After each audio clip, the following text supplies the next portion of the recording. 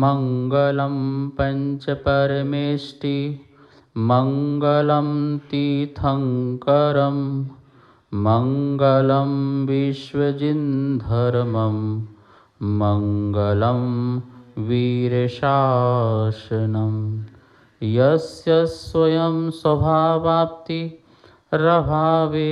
कृष्णकर्मणः तस्मै संज्ञानरूपाय नमोस्तु परमात्मने। इष्टोपदेश परम मांगलिक ग्रंथ है। आचार्य पूज्यपाद स्वामी द्वारा यह लिखा गया है। 51 इसमें श्लोक हैं, संस्कृत भाषा में लिखा गया है और यह बहुत ही आध्यात्मिक ग्रंथ है। छोटा सा ग्रंथ है, पढ़ने योग्य है। कल कहा गया था कि हमको पुण्य कमाना है, तो पुण्य कमाना है इसलिए हम पहले पाप कर लें। पाप करके बहुत सारा धन दौलत संपत्ति कमा लें और फिर इसके बाद हम दान आदि करके बहुत पुण्य कमाएंगे। ऐसी जिसकी मान्यता है वो मान्यता जो है वो गलत है। हमें पुण्य कमाने के लिए पाप की ज़रूरत नहीं है। यद्यपि आप जो हैं प्रतिदिन जो है आरम सारम करते हैं तो उसमें पाप होता है, और कह रहे हैं कि जो तुम आरम सारम करते हो पाप होता है, उसका जो प्रायश्चित है उसके प्रायश्चित स्वरूप में आपको क्या करना है? पुण्य करना है, दान करना है, दया करना है। तो गरीब व्यक्ति ये सोचे कि पहले मैं अमीर हो जाऊं और अमीर होकर के फिर दान दूं, तो इसके लिए निषेध किया गया है कि धन संचय करता हूँ और फिर मैं दान करता हूँ, ऐसा नहीं करना है। जो आपके पास है आप उसी में से ही दान करें। ज़रूरत नहीं है कि आप करोड़ों अरबों कमाएं पहले और फिर उसमें से निकाल करके दान दें। यदि आपके पास जितनी शक्ति सामर्थ्य है उतना ही दान देना चाहिए। इस प्रकार से यहाँ पर उदाहरणों के माध्यम से आचार्य भगवान ने त्याग के लिए संग्रह उचित नहीं है, यह बात कही गई थी। पहले मैं संसार को बसाऊं और फिर संसार का त्याग करूं, जरूरी ये भी नहीं है। मैं बिना संसार को बसाए हुए संसार को त्याग सकता हूं, संसार को छोड़ सकता हूं, तो ये भी हो सकता है। ठीक है ना। और आज कह रहे हैं कि जो भी संसार में भोग आदि हैं वो हमेशा कष्टकर हैं, वो सुख नहीं दे सकते हैं, वो दुख ही देते हैं। यद्यपि लगता है कि हमको सुख मिल रहा है, वो सुख नहीं मिलता है, वो दुख ही देता है। इसी बात को समझाने के लिए आज 17 नंबर का श्लोक है, इसके माध्यम से समझेंगे। पहले श्लोक का उच्चारण करते हैं। आरंभे तापकान प्राप्ता वा तृप्ति प्रति पादकान अन्ते सुदुस्त जान कामान कामम कहा सेवते सुधी। आरंभे तापकान प्राप्ता वा तृप्ति प्रतिपादकान अन्ते सुदस्तजान कामान कामम कहा सेवते सुधी।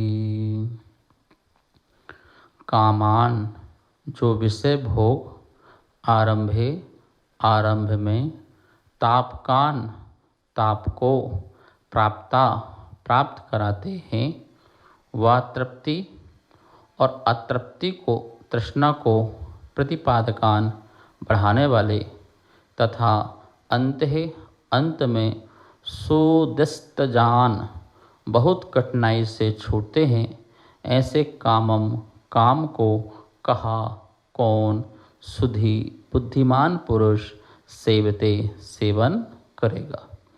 यहाँ पर 3 बातें कही गई हैं।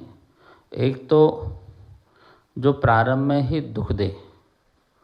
दूसरा, उसे छोड़ना मुश्किल हो।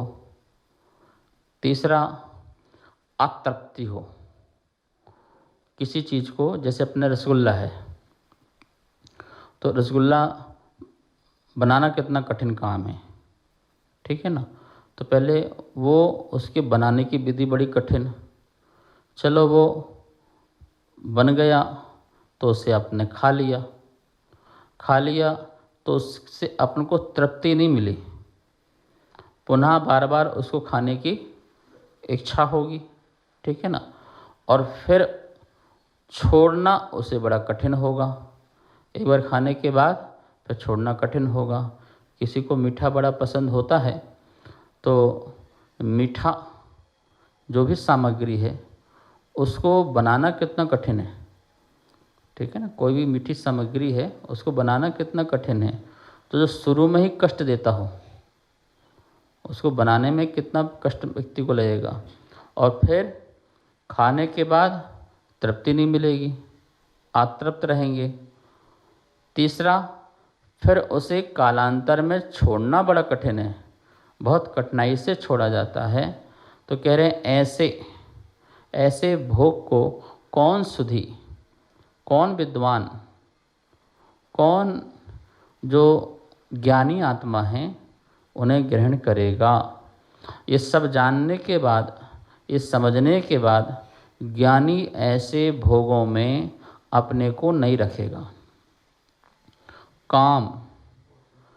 काम सेवन जो है या कोई भी भोग है वो सुधी उसे ग्रहण नहीं करेगा, जिसको पाना भी बड़ा कठिन है, पाकर के तृप्त होना नहीं होता है, और फिर उसको छोड़ना अत्यंत कठिन हो जाता है।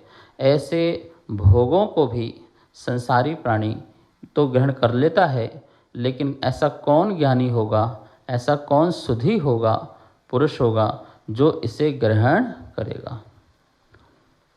आचार्य कुंद स्वामी भगवान महावीर स्वामी की वाणी में सुनाते हैं कि ये जो काम भोग बंध कथा आदि हैं, काम भोग बंध की कथाएं जो हैं, हमने अनादि से इनको सुना है, अनादि से इनसे हम परिचय हुए हैं, और अनादि से हमने इनको अनुभव किया है। लेकिन फिर भी हम इसको ग्रहण करते रहे, और अपनी आत्मा जो अनादि थी, अनादि अनंत आत्मा है, उसके बारे में हमने नहीं सुना, उसको हमने अनुभव नहीं किया, और उसका हमने परिचय नहीं लिया। सुध परिचिदानुभूता सर्वस्य वीय काम भोग बंदे कहा, यतस्सा सुभलंभो नवरी सुलभो विहतस्य। ये समय सार में शुद्ध परिचितानुभूता, शुद्ध सुना है, परिचित अच्छी तरह से परिचित हुए हैं, उसके बारे में अच्छे से जाना है, अनुभूत हुए हैं। सर्वस्य भी काम भोग बंध कहा, समस्त प्रकार के काम भोग आदि की जो बंध की कथाएं हैं उनको हमने देखा, सुना और परिचय हुए हैं। एतस्य शुभलंबो, जो एतस्य जो एकत्व विभक्त आत्मा है, अपने में एकपना और सबसे अलग भिन्न पर पदार्थ से भिन्न ऐसी स्वतंत्र सत्ता रखने वाली एकत्व विभक्त जो आत्मा है, उसके बारे में न आज तक हमने सुना, ना उसके बारे में आज तक हमने परिचय किया, और ना ही उसका हमने एक बार भी कभी अनुभव किया। अनादिकाल से बीत गए। इस सुना होता, परिचय किया होता, अनुभूत किया होता, तो ये जन्म मरण की जो परंपरा है वो हमारी कब की समाप्त हो गई होती। अनादि का मतलब क्या? जिसका कोई आदि नहीं हुआ, आदि नहीं हुआ। ऐसे अनंत अनंत अनंत अनंता जो है पर्याय बीत गई, समझ लो। पंच परावर्तन की कोई गिनती नहीं होगी। इतने पंच परावर्तन संसार में हमने कर दिए, और इतने परावर्तनों में एक आत्मा को नहीं जाना। यहाँ पर यही बात कह रहे हैं कि जो तू भोगों को चाहता है उन भोगों के बारे में तो जान तो ले कि वो भोग हैं कैसे। वो भोग जो हैं कैसे हैं। आरंभ में, इस श्लोक में ध्यान दीजिए, आरंभ में तापकान, ताप को प्राप्त कराते हैं, जो शुरू में ही तुम्हें दुख देते हैं। ताप, दुख, कष्ट जो शुरू में ही तुमको देते हैं, ठीक है, देते नहीं देते हैं, नियम से देंगे। कोई चीज़ हमको चाहिए है, कोई भी इंद्रिय के विषय भोग संबंधी जो भी हैं वो हमें चाहिए है, तो क्या आपको ऐसे आसानी से मिल जाएंगे क्या? कोई चीज़ आसानी से नहीं मिलती है, उसके लिए आपको कितना कष्ट सहन करना पड़ता है, कितनी मेहनत सहन करना पड़ती है। जैसे आपको मकान बनाना है, अब मकान के लिए आपको कमाना पड़ेगा, कितना पैसा कमाना पड़ेगा, कितनी मेहनत करना पड़ेगी, जब जाके आपका मकान मिलेगा।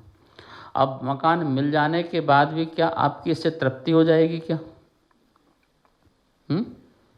किसी ने एक मकान बनाया, वो 2, 5, 10 साल फिर गिरा के दूसरा बना लेता है, फिर अपडेट कराता है, फिर नया कुछ करता है।